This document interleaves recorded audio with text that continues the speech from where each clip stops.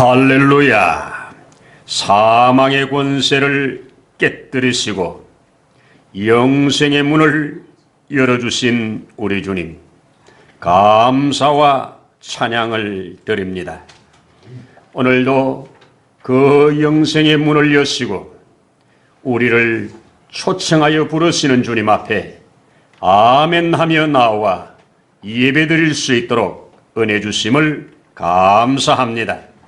이 아침 우리의 드리는 이 예배에 우리로 부활 생명으로 충만하도록 역사해 주옵소서. 우리의 드리는 찬양이, 우리의 드리는 기도가 하나님 앞에 온전히 올려지게 하시고, 또 하나님 응답으로 주어지는 것들 잘 받을 수 있는 예배가 되도록 도와 주옵소서. 모든 시종을 주의 거룩한 손에 의지하며 예수님 이름으로 기도드립니다. 아멘. 아멘. 할렐루야. 감사합니다. 우리 성경 함께 열도록 하겠습니다. 마태복음 열어서 12장 중에 38절부터 45절까지 함께 교독을 하도록 하겠습니다. 그때에 서기관과 바리새인 중 몇 사람이 말하되 선생님이여 우리에게 표적 보여주시기를 원하나이다.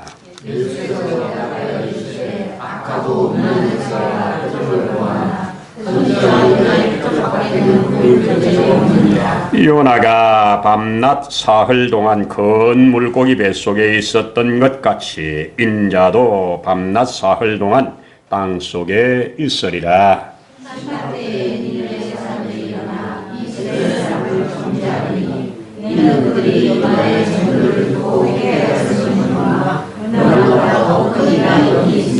심판 때에 남방 여왕이 일어나 이 세대 사람을 정죄하리니 이는 그가 솔로몬의 지혜로운 말을 들으려고 땅 끝에서 왔음이거니와 솔로몬보다 더 큰 이가 여기 있느니라.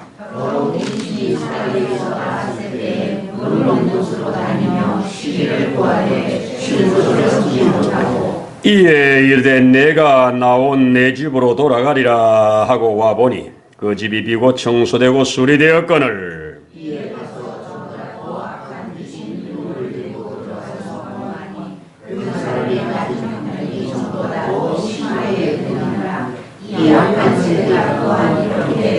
아멘. 아멘. 예, 오늘은 우리 주님의 부활을 기념하고 감사하고 기뻐하면서 드리는 이 부활절 감사 예배입니다. 할렐루야. 오늘 이 말씀, 읽은 말씀 중심으로 해서 이 부활절 메시지로 요나의 표적으로 하는 말씀 함께 나누려고 합니다. 예수님께서 이 땅에서 이제 그 사역의 절정에 이르는 순간이 정도 됐습니다. 그는 말씀을 통하여 사람들이 깜짝깜짝 놀랄 메시지를 전하시고 또 다양한 이적과 표적으로 자신이 하늘로부터 온 메시아임을 드러냈습니다. 그렇게 이제 예수님의 그러한 깜짝 놀랄 만한 일들, 나병이 고쳐지고 또 앉은 자가 일어나게 되고 눈먼 자가 보게 되고 뭐 이런 것들로 인해서 엄청난 폭발력 있는 인기로 인해서 수많은 사람들이 따르고 있습니다. 그런데 유독 바리새인들과 서기관들, 가장 가까이서 그를 가장 잘 믿고 따라야 할 사람들은 아직 못 믿고 있습니다. 못 믿고 있는 저들이 지금 주님 앞에 나와서 요구를 합니다. 무엇을? 표적을 보여달라고. 당신이 말하는 대로 하늘로부터 온 메시아라면, 하나님께로부터 보냄을 받은 그자라면, 구약에 예언된 그 선지자라면 우리에게 새로운 표적을 보여달라는 겁니다. 여러분, 사도 바울이 이런 말하지요. 유대인들은 표적을 구하고 헬라인은 지식을 구한다, 이런 말하지요. 헬라는 뭔가 지식을 추구하는 일에 많은 것들을 아끼지 않고 시간과 돈을 쓰는데 유대인들은 표적을 구해요. 왜? 과거에 우리 민족들이 하나님이 주시는 많은 표적을 가지고 있어요. 모세가 하나님이 보냈다는 표적들을 다양하게 주셨잖아요. 내가 너희 하나님이라고 하는 표적들을 다양하게 주셨잖아요. 그러니까 당신도 우리에게 또 우리로 확실한 그런 표적을 달라고 요구를 하는 겁니다. 그런데 예수님의 반응은 어떠셨냐? 이 악하고 음란한 세대가 내게 표적을 구하지만 이렇게 말합니다. 그들을 가리켜서 악하고 음란한 자들이라고 말했습니다. 이들은 앞에서 뭐라고요? 바리새인들 중에 몇 사람이라고 그랬어요. 또 뭐라고요? 서기관들이라고 그랬어요. 이 사람들은 모든 사람들 앞에 소위 말하는 경건한 사람들입니다. 소위 말해서 모든 사람들에게 인정받고 칭찬받고 또 모든 사람들이 존경하는 그런 부류예요. 그런데 예수님이 지금 그들을 향해서 이 악한 자라고 말합니다. 그리고 이 음란한 자라고 말합니다. 이들은 소위 말해서 육체적 음란과는 거리가 먼 사람들입니다. 그런데 그렇게 말을 했습니다. 뭔 얘기입니까? 악하다는 것은 나를 믿지 않는 거라는 말입니다. 이렇게 내가 너희에게 다양한 표적을 보여주었고 이렇게 하늘의 메시지로 너희에게 주었지만 너희는 믿지 않는 악한 자들이다. 이렇게 예수님 말씀합니다. 그리고 음란하단 말은 하나님을 경외한다고 하면서 사실은 다른 것을 섬기고 있는 이러한 영적인 간음자들이라는 표현입니다. 그래서 너희가 정말로 하나님을 경외하는 자들이고 정말로 하나님의 뜻을 아는 자들이고 정말로 하나님의 나라를 사모하는 자들이라면 내가 왔을 때 기뻐하고 즐거워하고 함께 하면서 이 나라를 세워갈 건데 너희는 악하기 때문에 아니라고 그랬습니다. 이것을 가리켜서 요한복음 8장에서는 내가 너희에게 이렇게 말하여도 믿지 아니하는 것, 이렇게 보여줘도 믿지 아니하는 것은 처음부터 너희는 하나님에게서 난 자가 아니라 마귀에게서 난 자이기 때문에 그렇다고 말씀을 하십니다. 이것은 깨달으라고 주는 말씀입니다. 그죠? 그런데 깨닫지 못했습니다. 여러분, 그러면서 예수님이 내가 너희에게 보일 표적은 딱 하나밖에 없다. 내가 너희에게 보낼 표적은 딱 하나, 요나의 표적밖에 없다. 이렇게 말씀했었습니다. 여러분, 요나의 표적 우리 알고 있지요? 요나가 북이스라엘 나라 땅에 살았던 사람입니다. 그는 북이스라엘이 망하기 전에 가장 번성하였을 때 살았던 사람입니다. 그들이 이 경제적으로 부유하고 정치적으로 안정되고 외세적으로 침입이 없고 그야말로 좋은 시대를 받은 사람입니다. 그런데 그들의 영적 상태는 이스라엘 백성들의 영적 상태는 엉망이었습니다. 여러분 꼭 이 세상에서 말하는 잘 사는 것이 영적으로 잘 사는 것 아닌 것이 많습니다. 오늘 이 요나가 살았던 시대가 그런 시대입니다.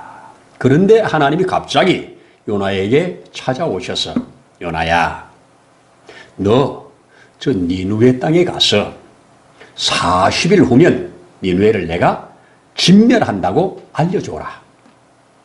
하나님은 참 감사하게도 알려주고 심판하십니다. 여러분 우리 세상에서도 전쟁을 할 때 전쟁 포고를 하고 전쟁합니다. 기습적으로 바로 쳐내려가는 경우가 없어요. 북한 저것들은 아주 못돼가지고 기습적으로 한밤중에 내려왔지만 세계 전쟁 보세요. 계속 전쟁 포고를 하잖아요. 할 거다 하고 터뜨리잖아요. 그런 것처럼 일본의 원자탄 터뜨릴 때도요. 원자탄 터뜨리기 전에 삐라를 잔뜩 갖다 일본 전역에 뿌렸습니다. 원자탄 터뜨릴 테니까 피하라고. 그거 삐라 받고 도망간 사람들은 살았습니다. 그러나 지금 우리가 잘 나가고 있는데 무슨 원자탄 우리가 지금 이렇게 전쟁 잘 나가고 있는데 이러면서 무시한 사람들은 번쩍하는 순간 다 죽은 겁니다. 안 죽은 사람들은 평생 그 병으로 자손들까지 괴로움을 받고 있습니다. 경고입니다. 경고. 경고는 들으라는 거지요. 스포츠에서도 경고를 했는데 안 들으면 퇴장을 합니다. 그렇죠? 퇴장을 시켜버립니다. 이만큼 하나님은 지금 니누웨에 경고를 하라는 겁니다. 그런데 요나가 판단할 때는 니누웨 백성들은 이스라엘과는 비교가 안 되는 악한 자들이에요. 뭐 역사에 의하면 니누의 사람들이 얼마나 악한지, 전쟁에서 포로로 잡아오면 사람들을 쇠꼬창에 꼽아놔가지고 죽게 만드는 이러한 아주 악랄한 사람들입니다. 이런 악랄한 것이 밖으로 소문이 다 난 나라입니다.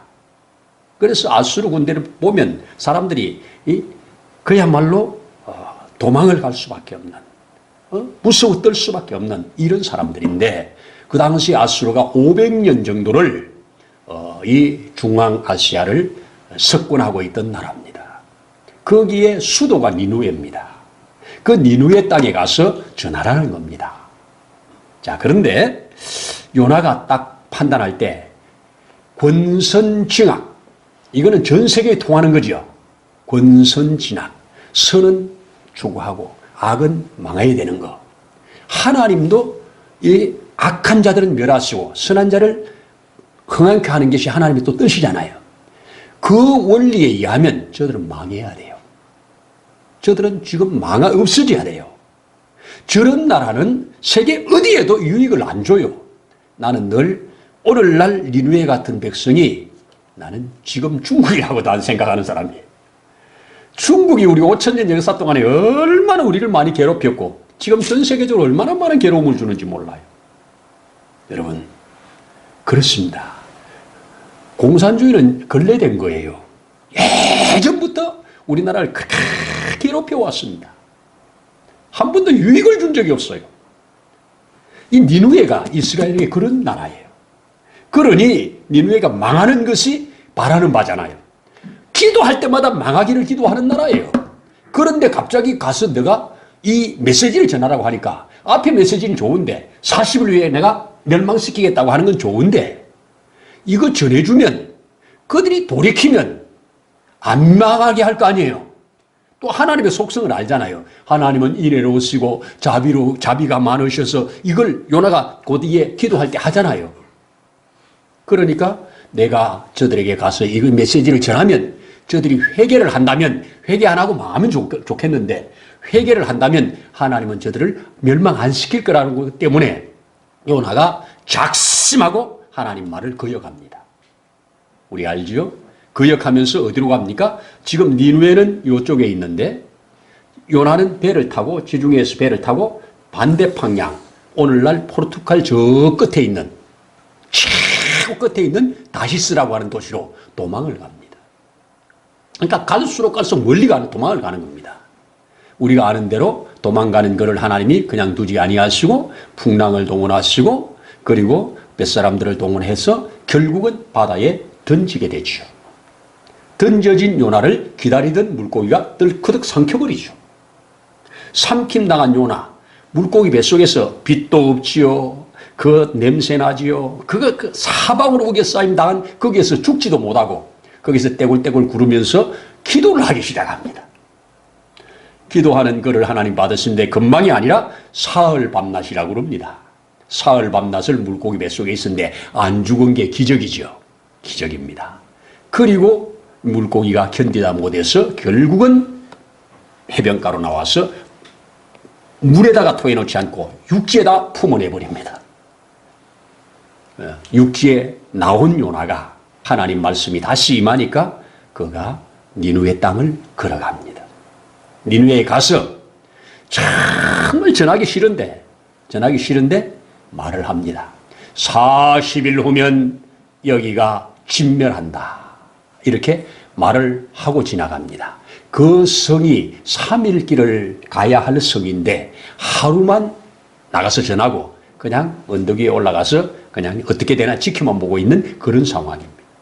근데 우리가 아는 대로 40일이 지난 후에 이 땅에 그 소돔과 고모라처럼 불비가 쏟아지지 않고 거기를 평온한 거예요. 왜? 그 말을 들은 사람들이 왕에게 보고를 하는 겁니다. 그 이상한 사람이 하나 나타나가지고 이 땅에 40일을 망한다고 하는데 왕이시여 이거 어떡합니까? 갖다 잡아 죽여버릴까요? 이 말에 그 왕이 그래 그러면 우리가 잘못한 것 있으면 다 돌이키면 되잖아. 세상에 왕이 회개를 하는 겁니다. 그리고 온 백성에게 선포를 하는 겁니다. 이 나라에 있는 모든 사람들은 금식하고 그 겸비해서 하나님 앞에 자기들의 죄를 회개해라. 짐승들까지 선포를 합니다. 이렇게 온 백성이 금식하고 기도하니까 하나님 위에서 진노를 쏟으려고 하다가 진노의 잔을 거두어 버린 거예요. 이것이 사건입니다. 자, 근데 요나는 이거 보고 너무너무 열을 받았죠. 열을 받았습니다. 어쨌든. 그런데 이 요나 사건을 가지고 오늘 예수님이 내가 보여줄 표적은 요나의 표적밖에 없다. 이렇게 말씀을 하셨어요.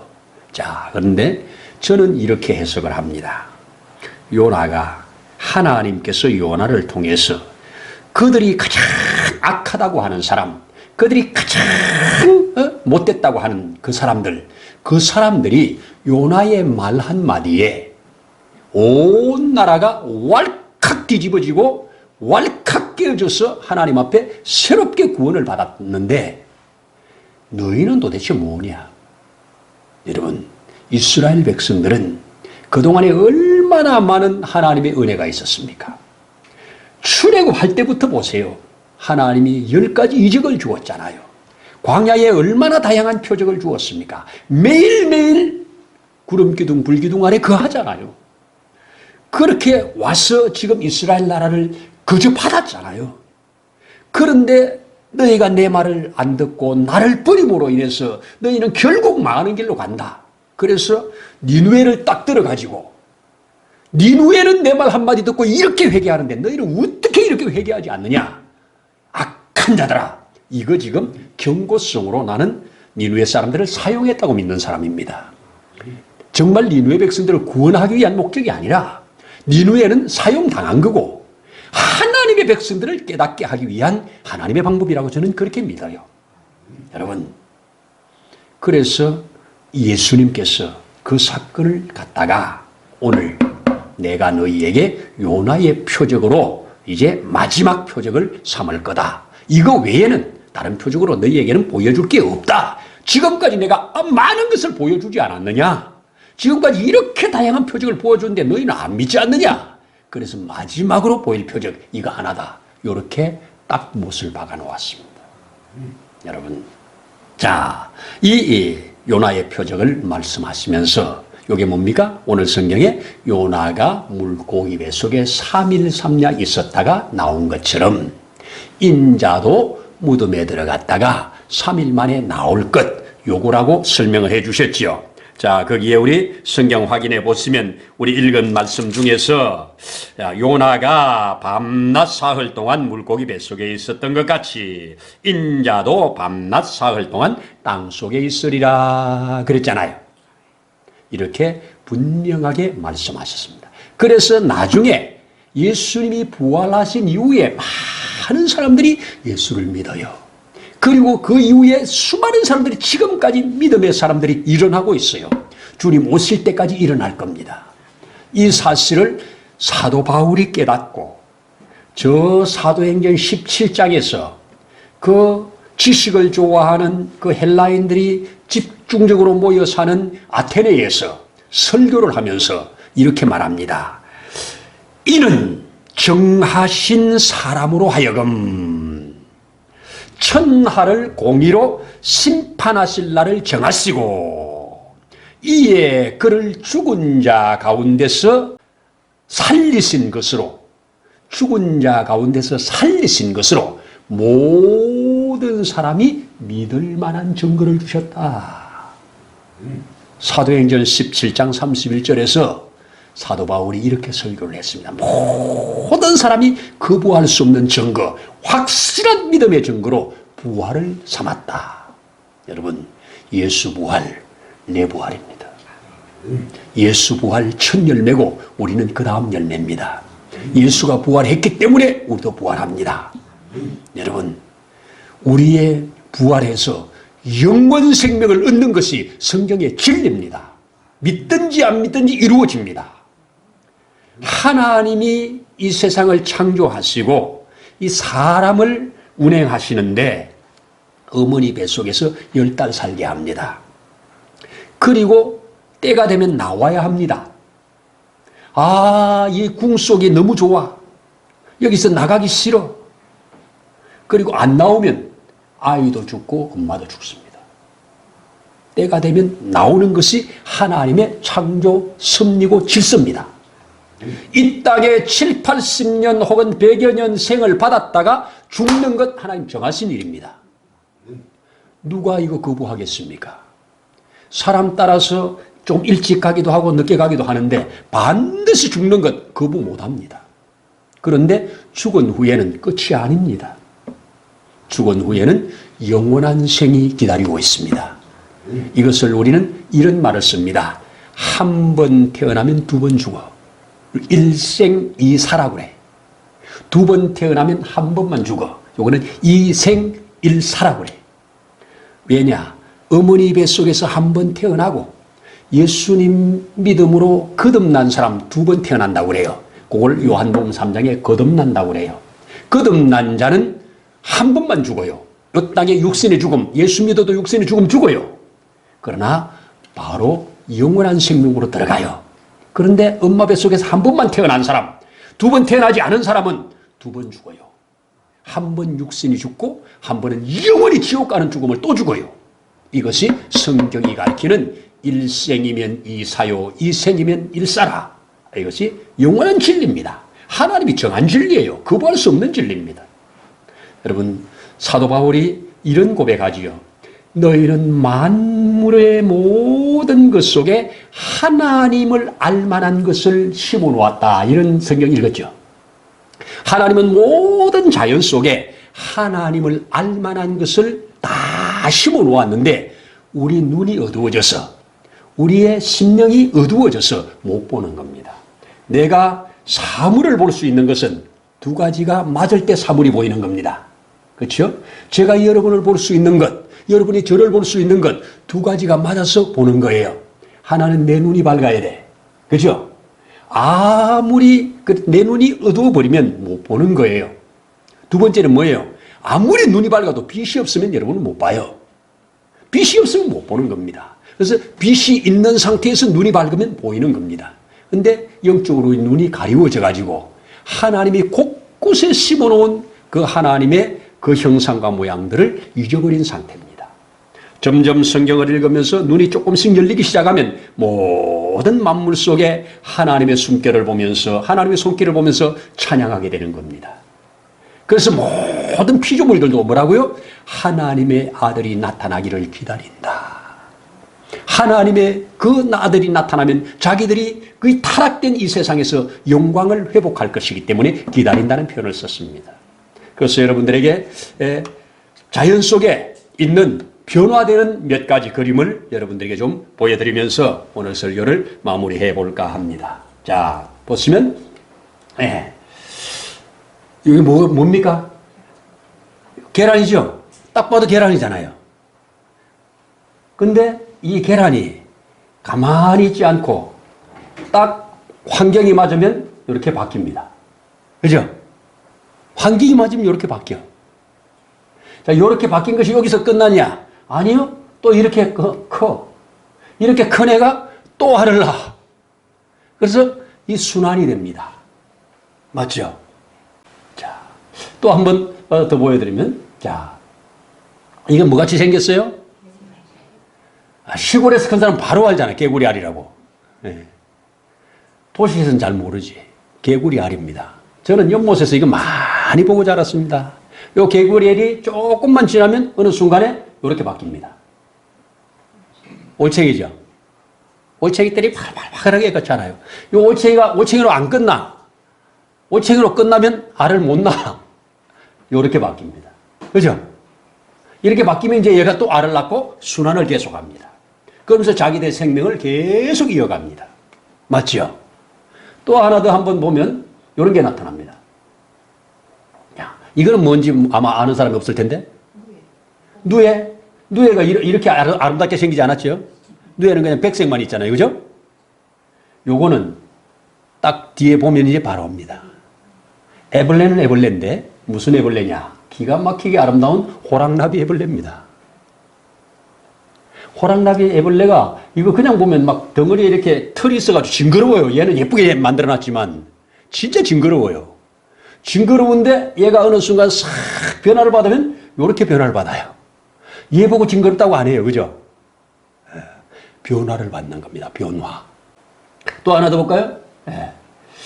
여기는 뭐 같아요? 사과를 딱 잘라가지고 씨 있는 그대로 찍은 겁니다.